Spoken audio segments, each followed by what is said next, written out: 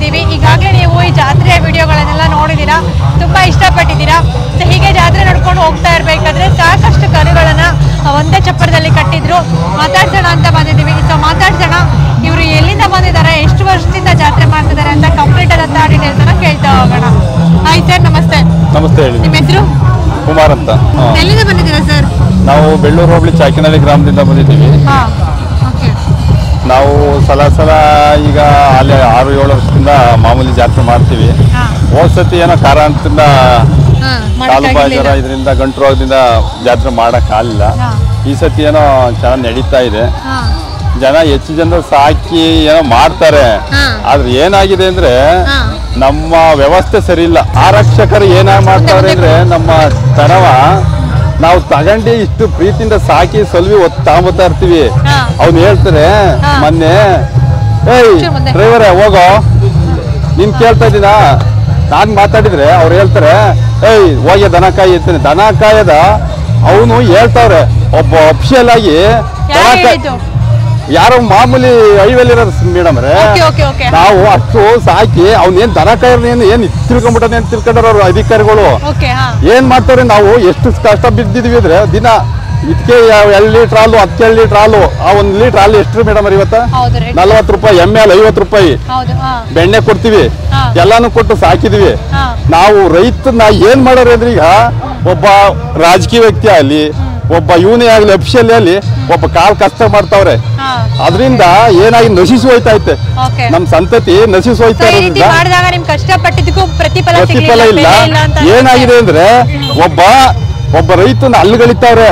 ಒಬ್ಬ ರೈತ ಬೆಳಿಗ್ಗೆ ಎದ್ದು ಒಬ್ಬ ಕಂಪ್ನಿಲಿ ಕೆಲಸ ಮಾಡೋನಿವೆ 1 ವಾರ ರಜಾ ಮಾಡ್ಬಿಟ್ಟು ಮನೆ ಇರ್ಬೋದು. ಬೆಳಿಗ್ಗೆ ಎದ್ದು ಒಬ್ಬ ರೈತ ಹಣ್ಣು ಹಂಪಲ ಬೆಳೆದ್ ಕೊಡ್ಲಿಲ್ಲ ಅಂದ್ರೆ ಏನ್ ತಿನ್ನಕ್ ಸಾಧ್ಯ? ತಿಂದು ಬದುಕ್ತಾರ? ಫಸ್ಟ್ ಒಂದು ಪ್ರಪ್ರಥಮ ಏನ್ ಮಾಡ್ಬೇಕು ಅಂದ್ರೆ ಒಬ್ಬ ರಾಜಕೀಯ ವ್ಯಕ್ತಿ ಆಗ್ಲಿ ಯಾರೇ ಆಗ್ಲಿ ಫಸ್ಟ್ ಪ್ರಿಫರೆನ್ಸ್ ರೈತನ್ ಕೊಡ್ಬೇಕು.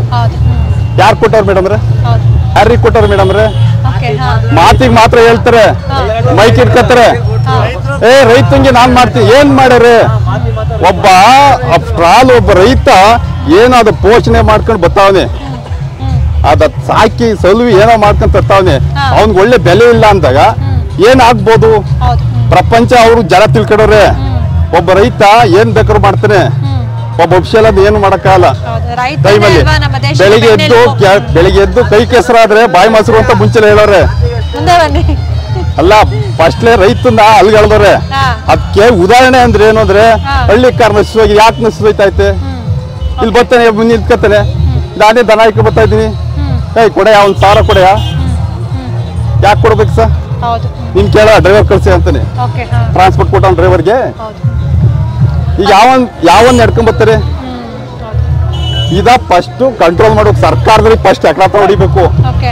ಇವಕ್ಕೆಲ್ಲ ಕಡಿವಾಣ ಹಾಕ್ಬೇಕು. ಒಬ್ಬ ಅಫಿಷಿಯಲ್ ದುಡ್ಡು ಕೊಡಲ್ವಾ, ಸಂಬಳ ಕೊಡಲ್ವಾ? ತಿಂಗಳಿಗೆ ಲಕ್ಷ ರೂಪಾಯಿ ಎಣಿಸ್ಕೊತಾರೆ. 7 ದಿನ ನನ್ನ ಮಕ್ಕಳು ಬಂದು 5 ರೂಪಾಯಿ 10 ರೂಪಾಯಿ ಕೈ ಹಾಕ್ತಾರೆ. ಅದ ಫಸ್ಟ್ ಆಫ್ ಆಲ್ ಬಿಡ್ಬೇಕು. ಮಾಡ್ಲಿ, ಯಾರ ಕುಯ್ಯ ಪಯ್ಯ ತಾಂಡೋ ಇರ್ತಾನೆ ಅವ್ರಿಗೆ ಮಾಡ್ಲಿ.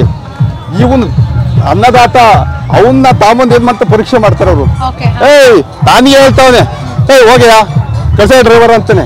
ನಾನ್ ಡ್ರೈವರ್ ಯಾರು ಕರ್ಕೊಂಬಂದಿರೋ? ನಾನು ಕರ್ಕೊಂಬಂದಿರೋದು. ಇವತ್ತೆಲ್ಲಿ ಒಂದು 50 ಕಿಲೋಮೀಟರ್ ಯಾರು ನಡೆಯೋರು ಮೇಡಮ್ ಅವ್ರೆ? ನಡ್ತಾರ? ಅದಕ್ಕೋಸ್ಕರ ಏನಾಗಿದೆ, ಪ್ರತಿಯೊಬ್ರು ನಮ್ಮ ರೈತರ ಬಗ್ಗೆ ಕಾಳಜಿ ವಹಿಸಿ ಮಾಡಿದ್ರೆ ಏನು ಆಗಲ್ಲ. ಇಲ್ಲಿ ಏನಾಗೈತೆ, ರೈತ ಒಬ್ಬನ ಹೀನಾಯ ಸ್ಥಿತಿ ತೆಲ್ಬಿಟ್ಟಾರೆ ನಮ್ ಸರ್ಕಾರದಿಂದ. ಅವ್ರು ಈ ಮಾತಿ ಮಾತ್ರ ರೈತ ಹಂಗೆ ಹಿಂಗೆ, ರೈತನ ಬಗ್ಗೆ ಏನ್ ಮಾಡ್ತಾರೆ ಯಾವ ವಿಷಯನೂ ಗೊತ್ತಿಲ್ಲ. ಈ ಜನ ಏನ್ ಮಾಡ್ತಾರೆ, ನಾವು ಫಸ್ಟು ನಮ್ ಜನಕ್ಕೆ ಎಕತ್ತ ನೋಡ್ಕೋಬೇಕು. ಹೆಂಗಾಗೈತೆ ಅಂದ್ರೆ 5 ರೂಪಾಯಿ ಓಟ್ ಕೀಸ್ಕೊಂಡ್ಬಿಟ್ಟು ದುಡ್ಡು ಹಾಕ್ಬಿಡ್ತಾರೆ. ಯಾರು ಏನ್ ಮಾಡ್ತಾರೆ ಅಂತ ಗೊತ್ತಿಲ್ಲ ಪಾಪ. ಅವಕ್ಕೇನೋ ಈಗ ಏನೋ ಅವತ್ತಿಂದ ಹೆಣ್ಗೋ ಪಣ್ಗೋ ಕೊಟ್ಬಿಟ್ರೆ ಸಾಕು, ಅವ್ರು ಮಾಡ್ಕೊಂಡ್ಬಿಡ್ತಾರೆ, ಮರಳಾಗ್ತಾರೆ. ಈಗ ಜನ ಫಸ್ಟ್ ಪ್ರಿಫರೆನ್ಸ್ ರೈತನ್ ಕೊಡ್ಬೇಕು ಫಸ್ಟು. ಈಗ ಜನ ಹೇಳ್ತಾರೆ ರೈತ ರೈತ ರೈತ, ರೈತಂಗೆ ಏನ್ ಮಾಡೋರೆ? ಏನು ಮಾಡಕ್ ಆಯ್ತಾ ಇಲ್ಲ. ಒಬ್ಬ after all middle school master 70,000 ಸಂಬಳ ಕೊಡ್ತಾರೆ. ಒಬ್ಬ ರೈತನ ತಲಾ ಆಶೆ 1 ವರ್ಷಕ್ಕೆ ಆದಾಯ 70,000 ರೂಪಾಯಿ ದುಡ್ಡು ಬರಲ್ಲ. ಈಗ ಮಾರೋಗತ್ತೆ ಏನ್ ಮಾಡ್ತಾರೆ ಹೇಳಿ? ಎಲ್ಲ ನಾನು ಅಫಿಷಿಯಲ್ ಆಗ್ಬೇಕು ಅಂತ ಲೆಕ್ಕಾಚಾರಕ್ಕೆ ಹೋಯ್ತಾರೆ ಹೊರತು ಇದ ಬಿಡ್ತಾವ್ರೆ. ಒಂದ್ ಸ್ವಲ್ಪ ದಿನ, ಇನ್ನು ಸ್ವಲ್ಪ ದಿನ. ಇವತ್ತು ಹೇಳ್ತಾ ಇದೀವಿ ಮೇಡಮ್ ಅವರೇ, 5-10 ವರ್ಷದಲ್ಲಿ ರೈತ ಹುಡಿಕೊಂಬಂದು ಈಗ ಪಾಠ ಮಾಡ್ತಾರಲ್ಲ MBBS ಕಾಲೇಜಲ್ಲಿ, ಸ್ವಾಮಿ ನೇಗ್ ಹಿಂಗ್ ಉಡ್ಬೇಕು ಅಂತ, ಹಂಗ್ ಬರಲ್ಲ ಅಂದ್ರೆ ಕೇಳಿ. ಆಮೇಲೆ ಓಕೆ ಇವತ್ತು ಕಟ್ಟಡ ಕಟ್ತಾರೆ, ಅವ್ರದ್ದು ಪ್ರಯೋಜನ ಇಲ್ಲ, ಕಟ್ಟಡ ನಾಳೆ ಬಿದ್ದೈತೆ. ಬೆಳಿಗ್ಗೆ ಎದ್ರೆ ಅನ್ನ ಹಾಲು ಮೊಸರನ್ನೇ ತಿನ್ಬೇಕೆ ಹೊರತು ಮಣ್ಣು ಅಂತೂ ತಿನ್ನಕ್ಕಾಗಲ್ಲ. ಅದ ಫಸ್ಟ್ ಆಫ್ ಆಲ್ ಅರ್ಥ ಮಾಡ್ಕೊಂಡು ಜನ ರೈತರು ಬಗ್ಗೆ ಕರೆಕ್ಟಾಗಿ ಕಾಳಜಿ ವಹಿಸಿ ಅವ್ರು ಮಾಡ್ಬೇಕು. ಫಸ್ಟ್ ಮತ್ತೆ ಹಳ್ಳಿಕಾರನ ಸಾಕ್ತಾ ಇರುವಂತಹ ರೈತರಿಗೆ ನಿಮ್ಗೆ ಯಾವುದೇ ರೀತಿಯಾದಂತಹ ಸೌಲಭ್ಯಗಳಿಲ್ಲ. ಏನ್ ಕೊಟ್ಟವ್ರು ಮೇಡಮ್ ಅವ್ರೆ? ಹೋದ್ಸತಿ ಗಂಟು ರೋಗ ಬತ್ತು, ಗಂಟು ರೋಗ ತಡೆಗಟ್ಟಕ್ಕೆ ಅವ್ರ ಕೈಲಿ ಆಗಿಲ್ಲ. ಎಲ್ಲಿಂದ ಮಾಡ್ತಾರೆ? ಒಬ್ಬ ರೈತ ಈಗ ಒಂದ್ ದನ 10,000 ಕೊಡುವ ಸಿದ್ದರಾಮಯ್ಯ ಹೇಳ್ತಾರೆ 10,000 ಮಾಡ್ರಿ ಅಂತಾನೆ. ಇದ್ರ ಬೆಲೆ ಎಷ್ಟು? 2,25,000 ದುಡ್ಡು ಕೊಟ್ಟಿದ್ದೀನಿ. 10,000 ತಗೊಂಡ್ರೆ ಡಾಕ್ಟ್ರು ಬರ್ತಾರೆ, ನಮ್ ಫೀಸ್ ನೋಡಿ ಸ್ವಾಮಿ ಎಷ್ಟಪ್ಪ ನಿಮ್ ಫೀಸು? 1,000 1,500 ಕೊಡಿ. ಅವ್ನು ಇನ್ನೊಬ್ಬ ಕುಯ್ಯಂಬತ್ತಾನೆ, ಅವನಿಗೆ 2,000 ಕೊಡಿ. ರೈತ ಹಿಂಗೆ ಇನ್ನೆಲ್ಲ ಉಳಿತೈತೆ? ರೈತ ಎಲ್ರಿ ಮುಂದುವರಿತಾನೆ? ಸರ್ಕಾರದಿಂದ ಏನೋ ಮಾಡ್ತಾರೆ, ಅದ ತಾಂಡಿ ಸರ್ಕಾರದ ದುಡ್ಡು ಬೇಕಿಲ್ಲ. ನಮ್ ಜನಕ್ಕೆ ಕರೆಕ್ಟಾಗಿ ಸಪೋರ್ಟ್ ಕೊಟ್ರೆ ಸರ್ಕಾರಕ್ಕೆ ಜನ ದುಡ್ಡು ಕೊಡ್ತಾರೆ. ಈಗ ಮಾಡ್ಯಾರಲ್ಲ ಈ ಫ್ರೀ ಗಿಯಾಮು ಇವು ಬೇಕಿಲ್ಲ ಜನಕ್ಕೆ, ಬೇಕಿಲ್ಲ ಜನಕ್ಕೆ. ಕರೆಕ್ಟ್ ಅದೆಯಾ ಸವಲತ್ತು ಕೊಟ್ರೆ ಒಬ್ಬ ನಾನೇ ಈಗ ನಾನೊಬ್ಬ ರೈತಾಪಿ ವರ್ಗದಿಂದ ಹುಟ್ಟಿದೀನಿ, ರೈತಾಗಿ ಬೆಳೆದಿದ್ದೀನಿ. ಈಗ ಏನ್ ಮಾಡಿದೀನಿ, ನಮ್ಮಲ್ಲಿ 2 ಹುಡುಗರವೆ. ನಾನೇನ್ ಮಾಡ್ತೀನಿ, ನಿಮ್ಮಂಗೆ ಏನೋ ಗ್ರಾಜುಯೇಟ್ ಮಾಡಿಸ್ಬೇಕು ಅಂತ ನಾನು ಓದಿಸ್ತಾ ಇದ್ದೀನಿ. ಈಗ ಏನಾಗೈತೆ, ಈಗ ನಾನು ಬೆಳಿಗ್ಗೆ ಎದ್ದು ಹೈಸ್ಕೂಲ್ ಕಾನ್ವೆಂಟಿಗೆ ನಮ್ಮಲ್ಲಿ ಏನ್ ಮಾಡ್ತಾಳೆ, ಎಲ್ಲರೂ ಕಾನ್ವೆಂಟಿಗೆ ಕಳಿಸ್ತಾರೆ, ನೀವ್ ಯಾಕೆ ಇಲ್ಲಿ ಕಳಿಸ್ತೀರಿ ಅಂದ್ರು. ಆಯ್ತು ಹೋಗ್ಲಪ್ಪ ಅಂತ ಕಾನ್ವೆಂಟ್ಗೆ ಹಾಕಿದ್ವಿ. ಒಂದು ವರ್ಷಕ್ಕೆ 1,20,000 ದುಡ್ಡು ಕೊಟ್ಬೇಕು ಅವ್ರಿಗೆ. ಗೌರ್ಮೆಂಟ್ ಸ್ಕೂಲ್ ಅವೇ. ಗೌರ್ಮೆಂಟ್ ಸ್ಕೂಲಲ್ಲಿ ಏನಾಗಿದೆ, ಈಗ ಎಲ್ಲ ಜನ ಎಲ್ಲ ತಗೊಂಡೋಗಿ ಅಲ್ಲಿಗೆ ಹಾಕಿಡೋರೆ. 3 ಜನ ಮಾಸ್ಟರ್ ಬರ್ತಾರೆ, ಅವರು ಫೋನ್ ಮಾತಾಡ್ಕತ್ತಾರೆ, ಒಬ್ಳು ಹಿಂಗ್ ನಿಂತಿರ್ತಾರೆ. ಯಾವ ಲೆಕ್ಕಾಚಾರಕ್ಕೆ ಏನ್ ಮಾಡ್ತಾರೆ? ನಾವು ಅಷ್ಟು ಅರ್ಥ ಮಾಡ್ಕೋಬೇಕು. ಎಲ್ಲಾರಂತೆ 1ರಿಂದ 7th ತನಕ ಇಂಗ್ಲಿಷ್ ಮೀಡಿಯಂ ಕೊಟ್ಟು ಜನ ರೈತರ ಬಗ್ಗೆ ಕಾಳಜಿ ವಹಿಸಿ ಮಾಡಿದ್ರೆ ಯಾಕೆ ಕಳಿಸಿ ನಾನು? ನನ್ಗೆ 1 ಲಕ್ಷ ರೂಪಾಯಿ 1 ಲಕ್ಷ ರೂಪಾಯಿ ಒಂದು ವರ್ಷಕ್ಕೆ ಉಳ್ಕೊಂಡು ನಮ್ಗೆ ಎಷ್ಟು ಆದಾಯ ಉಳ್ಕೊಳ್ಳೋದು?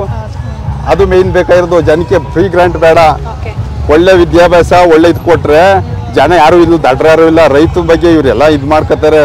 ಇನ್ನು ಸ್ವಲ್ಪ ದಿನ ಹೋದ್ರೆ ರೈತನೇ ಬೇಕು.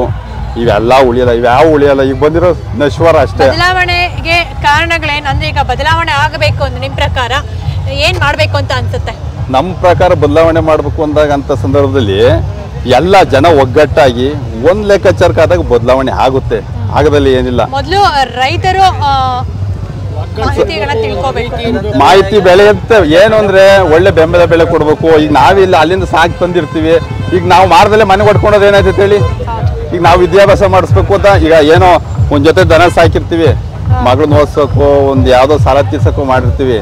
ಅಂತ ಸಂದರ್ಭದಲ್ಲಿ ಇವೆಲ್ಲ ಆಗ್ಲೇ ಹೋದಾಗ ರೈತ ಸಾಲ ಜಾಸ್ತಿ ಆದಾಗ ಏನ್ ಮಾಡ್ತೀವಿ, ವಿಷ ಕುಡಿನೇ ಬೇಕಾಗ್ತದೆ. ಅಂತ ಸಂದರ್ಭ ತರೋರು ನಮ್ಮ ಸರ್ಕಾರದವರು. ಫಸ್ಟ್ ಅವ್ರ ಪ್ರಿಫರೆನ್ಸ್ ಫಸ್ಟು ರೈತನ ಏನ್ ಬಗ್ಗೆ ಏನ್ ಮಾಡ್ಬೇಕು ಅನ್ನೋದ ಸ್ವಲ್ಪ ಅರ್ಥ ಮಾಡಿ ತಿಳಿಸ್ಬೇಕು ಜನಕ್ಕೆ. ಏನಾಗಿದೆ ಇವತ್ತೆಲ್ಲ ಮಾರೋಯ್ತಾರೆ, ಏನೇ ಎಲ್ಲ ಅಫಿಷಿಯಲ್ ಆಗ್ಬೇಕು, ಎಲ್ಲ ಬೆಂಗಳೂರು ಸಿಟಿಗೆ ಹೋಗ್ಬೇಕು, ಹಳ್ಳಿ ಜೀವನ ಬೇಡ. ಹಿಂಗಾಗಿದೆ. ಅವೆಲ್ಲ ಸರಿಪಡಿಸ್ಕೊಂಡ್ರೆ ಏನು ಆಗಲ್ಲ, ಸರಿ ಆಗುತ್ತೆ. ರೈತರು ಮೊದಲು ಬುದ್ಧಿವಂತರಾಗಬೇಕು, ಹಾಗೆ ಸರ್ಕಾರವೂ ಕೂಡ ರೈತರ ಬಗ್ಗೆ ಹೆಚ್ಚಿನ ಆಸಕ್ತಿನ ವಹಿಸಬೇಕು, ರೈತರ ಕಷ್ಟಗಳನ್ನ ಅರಿತುಕೊಳ್ಬೇಕು, ರೈತರಿಗೆ ಸಹಾಯ ಮಾಡಬೇಕು, ಹಳ್ಳಿಕಾರ್ ಸಾಕುವಂತಹ ರೈತರಿಗೆ ಉತ್ತೇಜನ ಕೊಡಬೇಕು, ಹಾಗೆ ಹಳ್ಳಿಕಾರ್ ಸಾಕ್ತಾ ಇರುವಂತಹ ನಮ್ಮ ರೈತರುಗಳಿಗೆ ಆದಷ್ಟು ಸಹಾಯ ಮಾಡಬೇಕು ಅನ್ನುವಂತಹ ಒಂದು ಮಾತನ್ನ ರೈತರು ಹೇಳ್ತಾ ಇದ್ದಾರೆ. ನಿಜವಾಗ್ಲೂ ಅವ್ರ ಮಾತನ್ನ ಮೆಚ್ಚಲೇಬೇಕು. ನಮ್ಮ ಜೊತೆಗೆ ತುಂಬಾ ಸಾಕಷ್ಟು ವಿಷಯಗಳನ್ನ ಶೇರ್ ಮಾಡ್ಕೊಂಡಿದ್ದೀರಾ sir. Thank you so much. ನಿಮ್ಮನ್ನ ಈ ಜಾತ್ರೆನಲ್ಲಿ ಮೀಟ್ ಆಗಿದ್ದು ನಮಗೂ ಕೂಡ ತುಂಬಾ ಖುಷಿ ಕೊಟ್ಟಿದೆ. Thank you so much. So ಆದಷ್ಟು ಒಳ್ಳೇದಾಗ್ಲಿ. ನೀವು ರೈತರೆಲ್ಲ ಸೇರಿ ಆದಷ್ಟು ನಿಮ್ಮ ಏನು ನಿಮ್ಗೆ ಬೇಕಾಗಿರುವಂತಹ ಬೇಡಿಕೆಗಳೇನಿದೆ ಆದಷ್ಟು ಬೇಗ ಎಲ್ಲ ಪೂರೈಕೆ ಆಗಲಿ. ಸರ್ಕಾರ ವಿರುದ್ಧ ಧ್ವನಿ ಎತ್ತುವಂತಹ ಒಂದು ಕಾರ್ಯ ಆದಷ್ಟು ಬೇಗ ಆಗಲಿ ಅಂತ ಹೇಳೋದಕ್ಕೆ ಇಷ್ಟಪಡ್ತೀನಿ. Thank you so much. Thank you.